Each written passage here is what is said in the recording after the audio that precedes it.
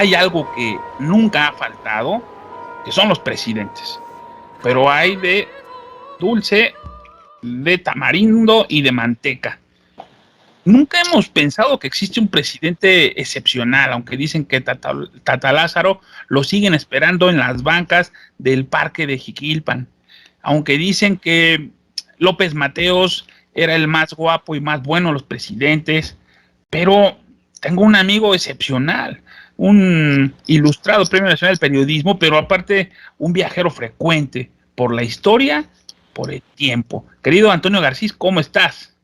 Hola, ¿cómo estás? Qué gusto estar aquí para hablar de ideotas presidenciales, la Oye, jocosa lo, historia y triste también, y muy lamentable de los presidentes o gobernantes de México. Es en dos fascículos. El primero va desde O'Donoghue, el último virrey español, hasta Huerta, y el siguiente tomo va de Carranza a López Obrador.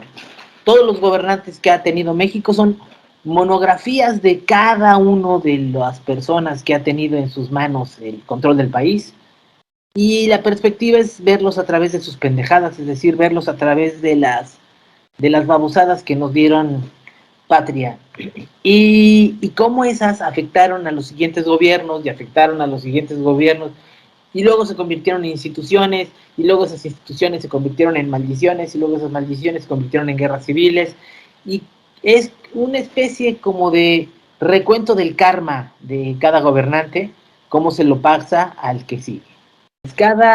Cada una de las historias tiene, como verás, su caricatura que medio trata de definir o de sintetizar lo que fue el patético gobierno de este personaje, y luego a continuación viene ya pues el desglose de cada una de las pendejadas que le debemos y que seguimos pagando.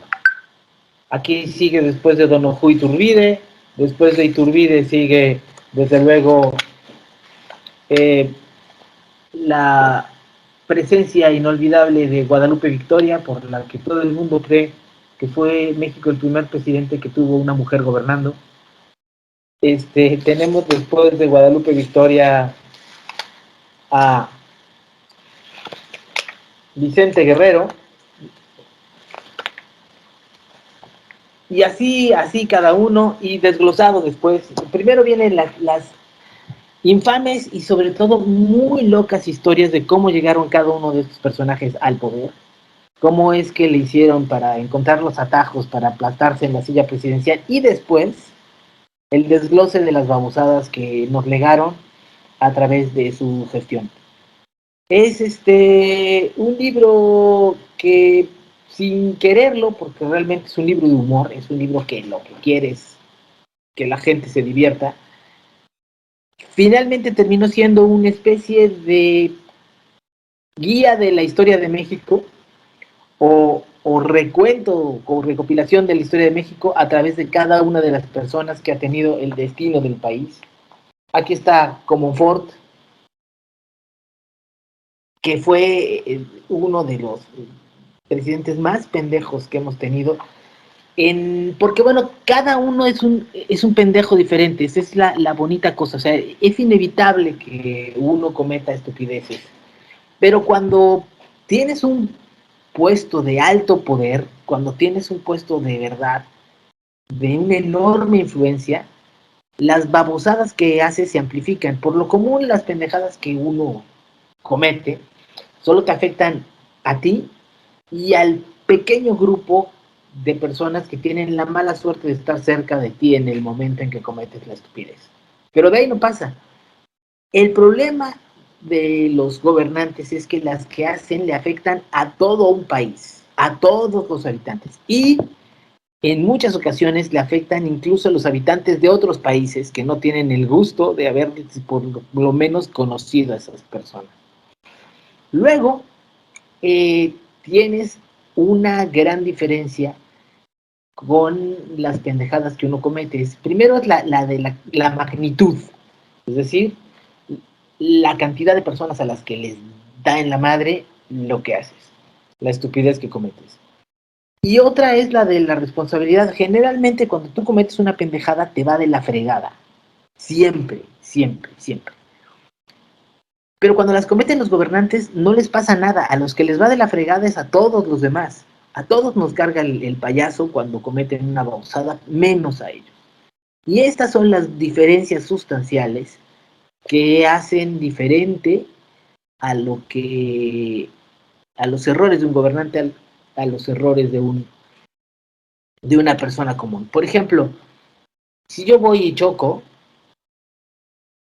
la culpa es mía, yo tengo que pagar el coche, yo tengo que indemnizar a los que les hice destrozos por lo que hice. Si llega la policía, me cargan y las consecuencias de lo que ocurrió las voy a andar acarreando durante mucho tiempo. Si choca el presidente, la culpa es del neoliberalismo, o de Felipe Calderón, o de los fifís, o de la mafia del poder, o de cualquiera. Él no paga el coche chocado, lo vamos a pagar todos nosotros, y lo vamos a pagar por 10 millones de veces el valor que tiene realmente el coche, y durante generaciones. Y además, la enorme mayoría de la lana que vamos a pagar de ese coche chocado, se la va a quedar el güey que lo chocó, y no va a servir para reparar el daño que hizo. Y luego, si llega la policía, lo que va a hacer es protegerlo y encubrirlo. Eso es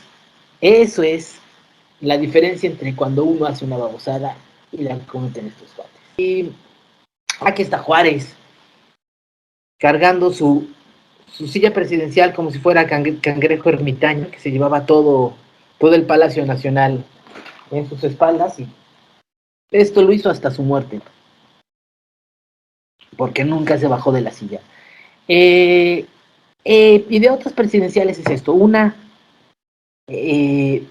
visita a las babosadas de cada presidente, y como en las monografías que comprábamos en la papelería cuando teníamos que poner una cosa del presidente y atrás venían sus grandes hechos o deshechos, este librito hace lo mismo.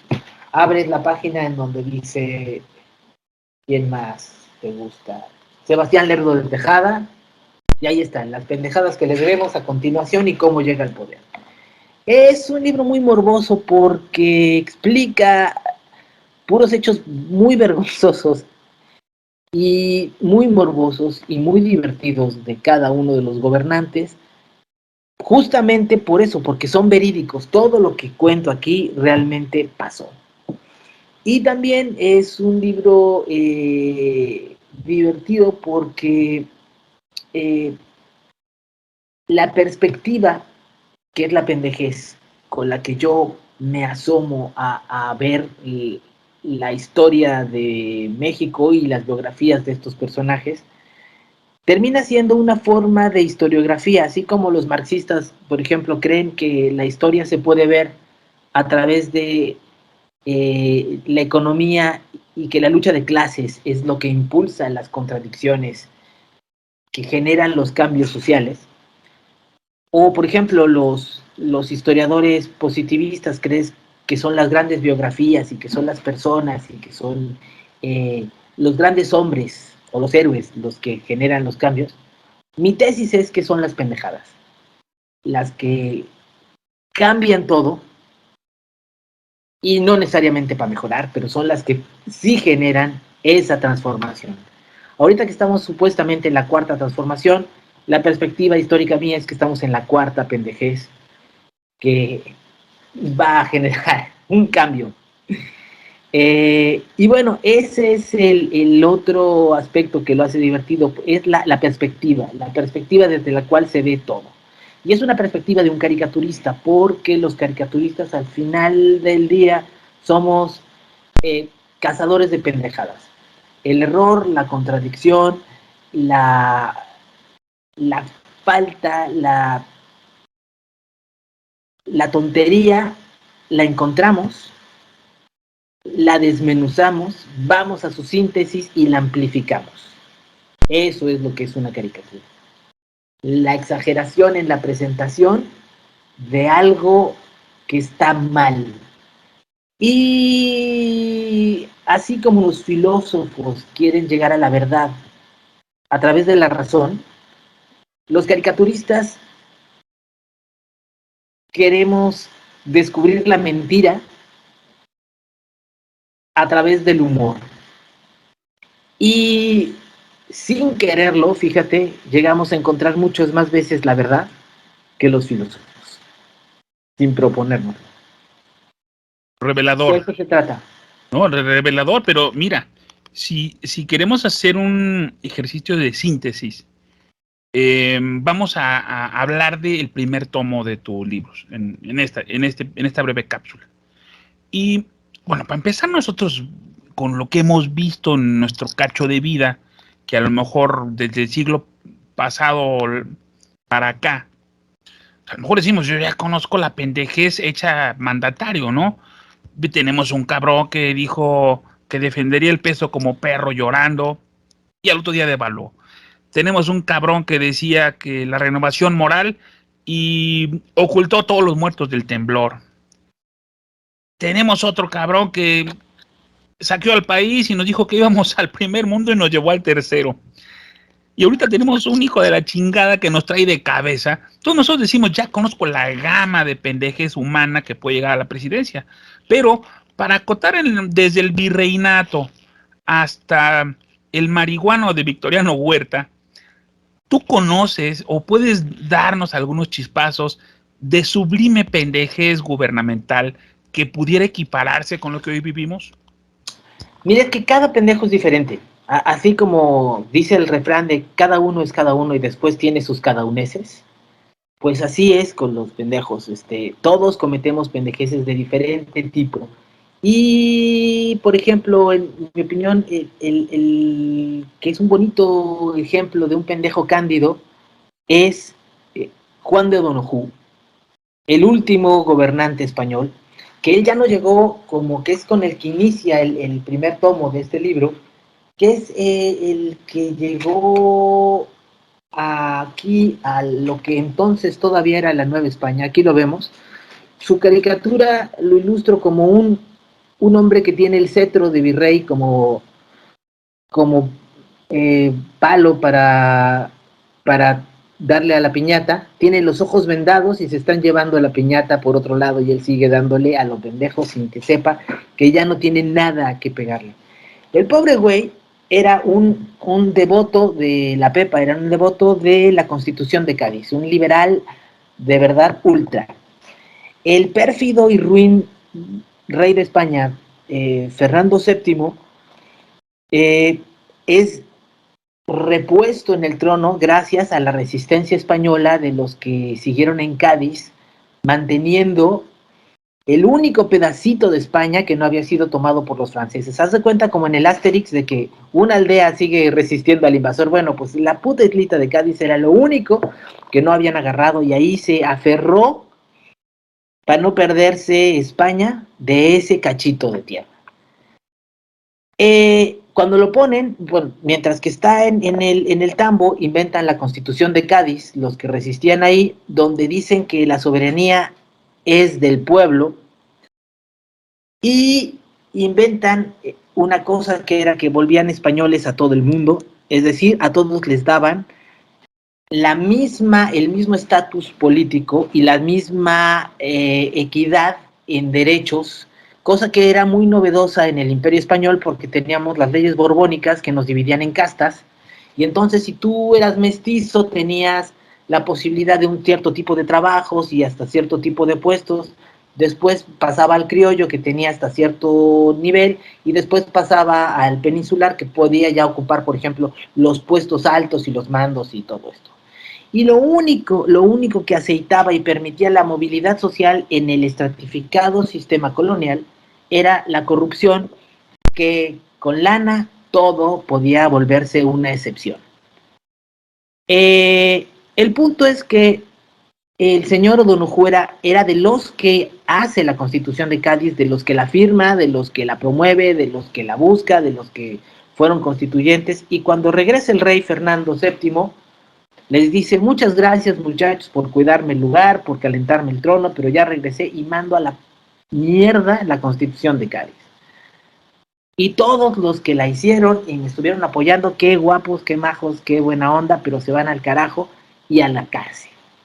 Y cuando el rey Fernando VII te quería y le caías bien, te mandaba a matar, pero cuando de verdad le zurrabas, te hacía lo que le hizo a O'Donoghue, lo metía en el bote para que todos los días lo torturara.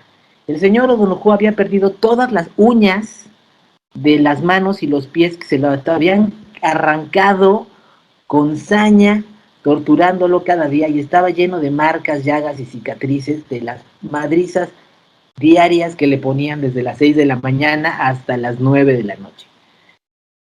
Y así hubiera pasado todos sus días pudriéndose en el calabozo mientras que lo torturaban, hasta que hubo un golpe en 1820, perdón, de tropas que iban destinadas a sofocar los levantamientos en las colonias, y el coronel del Riego voltea los cañones, le pone la pistola en la cabeza al rey y le dice, ¿qué cree? Ahora va a ser usted partidario de la Constitución de Cádiz. Y el rey, que era un hombre muy práctico y que con la pistola en la cabeza tenía momentos de lucidez, a pesar de que era verdaderamente pendejo, dice, sí, yo siempre he sido partidario de la Constitución de Cádiz, yo soy el primero que la abraza y la quiere, y todos los que estaban en el bote no solo son liberados, sino que además, por ser partidarios de la Constitución de Cádiz, los voy a premiar. Y sacan al pobre O'Donoghue del calabozo y lo mandan con el hueso más grande que tenía la corona española, ir a gobernar la joya del imperio, la Nueva España. Y sale como el jibarito loco de contento con su cargamento en un barco para venir a Veracruz.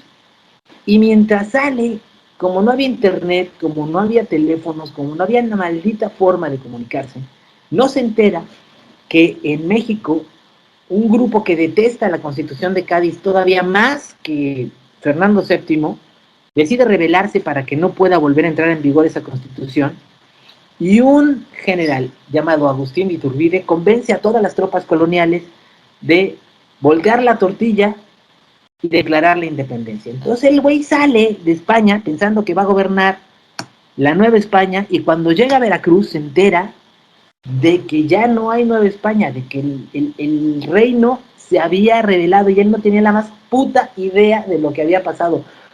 Clásica historia de marido cornudo, de que, ¿y ese güey qué hace aquí? Pues eso.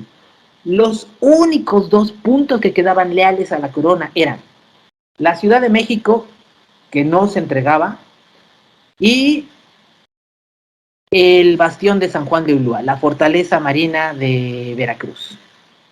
Y ya, todo lo demás era totalmente territorio Telcel independiente, no le rendía más al rey de España. Y el cuate no sabe ni qué hacer, no puede ir a tomar posesión a la Ciudad de México, todavía no es virrey porque no ha podido ir al cabildo a que lo unjan oficialmente, y se queda ahí esperando pasmado, y un tipo que era de verdad taimado y taur y colmilludo como él solo, le propone algo que cualquiera que no hubiera sido tan pendejo como O'Donoghue se habría negado a aceptar. Le propone irse a tomar un desayuno con las fuerzas insurrectas, nada menos que casi a 300 kilómetros de donde está el último fuerte español que lo defiende. Le dice, ¿por qué no nos vamos a Córdoba a desayunar? Se echa un chocolate y un café con nosotros y platicamos cuál es la bronca, podemos llegar a un acuerdo. Esta persona que se lo dijo sería un personaje que gracias a esa taimadez logró ser muchas veces presidente de México. El que lo propone es nada menos que Antonio López de Santana.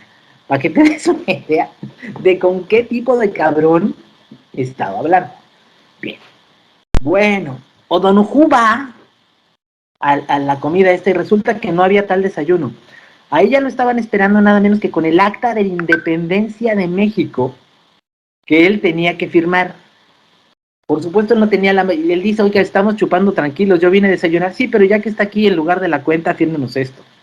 Y, y con el estímulo de tener una bayoneta que le cala así en la garganta, O'Donoghue les dice, muchachos, les firmo lo que quieran. Y con eso, oficialmente, el grupo insurgente dice, ya chingamos, somos un país independiente. Por supuesto, los españoles no aceptan esta independencia por muchas razones. Primero, porque efectivamente se le sacan a O'Donoghue con amenaza de matarlo.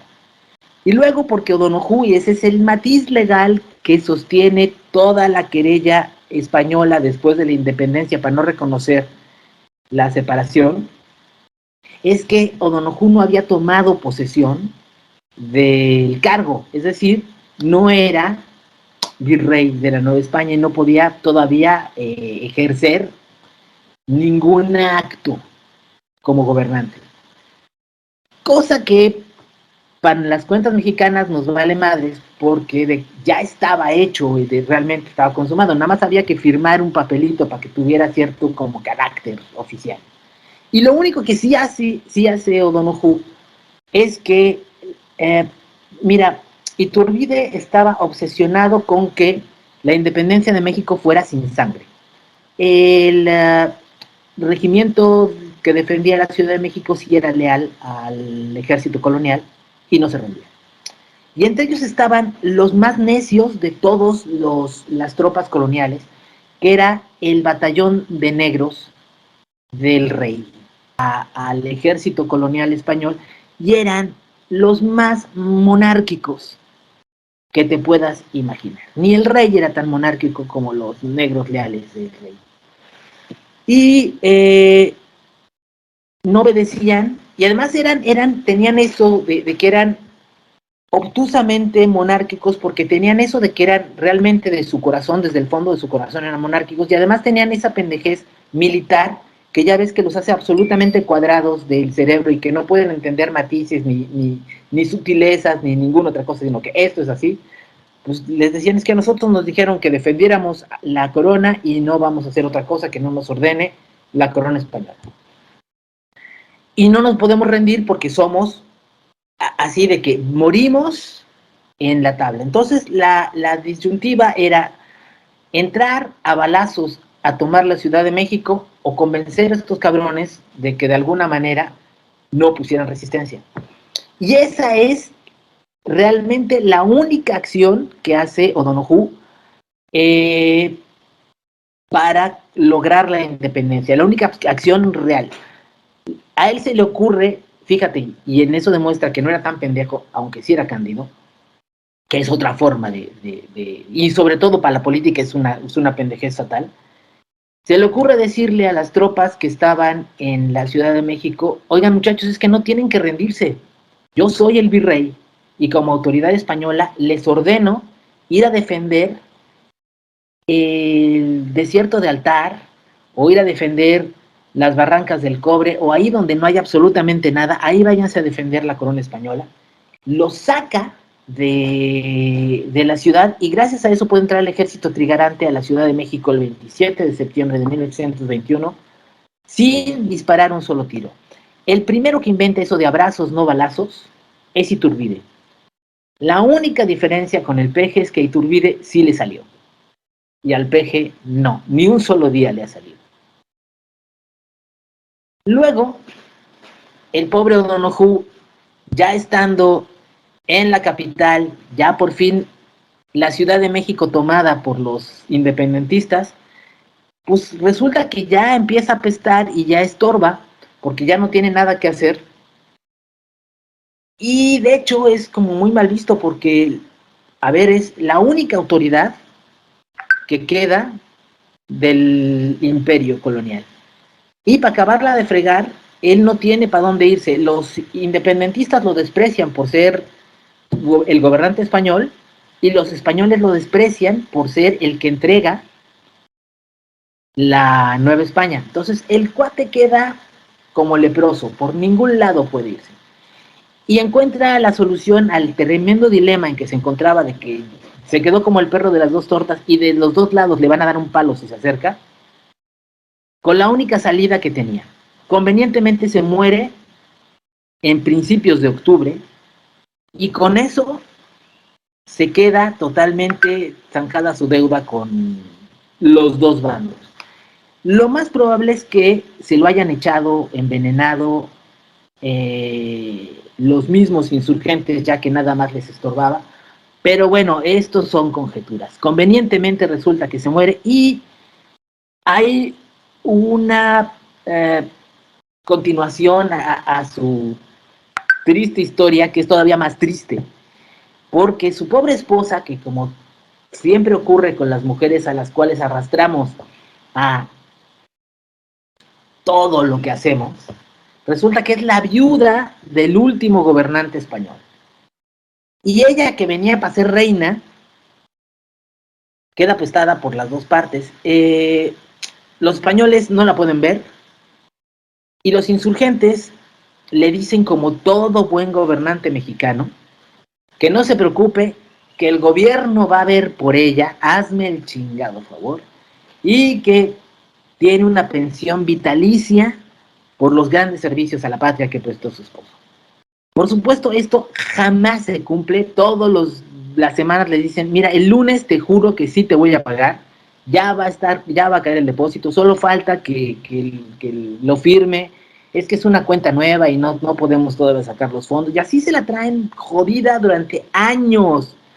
Esto se lo hace Iturbide, después se lo hace el indeseable de Guadalupe Victoria, ya en onda republicana, se lo hace Guerrero, se le hace todo Dios, y le dan el atole con el dedo de que ahora sí te voy a pagar, ahora sí te voy a pagar, y de una muerte trágica, muere como mendiga pidiendo caridad en las calles de la Ciudad de México, termina de indigente y de reina, termina en mendiga. Se hace cuenta que la historia del American Dream, pero al revés, es el Mexican Dream. Llegas así de lo más alto y te vas a la mierda. Y bueno, historias como esa está atascada el libro. Qué Con bárbaro. comentarios y cosas que dijeron en su momento, con los chistes que se comentaban sobre el tema, con los comidilleros y mentideros que había alrededor de las circunstancias que te estoy contando. Bueno, esa fue la historia con la que empieza la historia del Cándido Juan de Donojú, un idealista que le va como a todos los idealistas que se meten a la política real.